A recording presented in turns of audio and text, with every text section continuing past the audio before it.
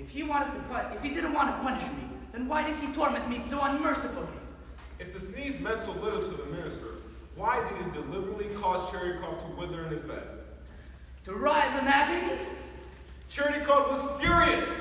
I am furious! He foamed and fumed and paced the night through, and in the morning he called to his wife, Sonia! Sonia! I have been humiliated! You, Ivan? Who would humiliate you? You're such a kind and gentle person. I'll tell you who. General Brasilov, the Minister of Public Parks. What did he do? That swine. I was humiliated in such a subtle fashion, it was almost indiscernible. The man's cunning is equal only to his cruelty.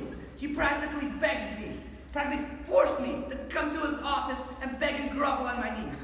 I was reduced to a gibbering idiot. You were that reduced? I must go back and tell him what I think of him. The lower classes must speak up.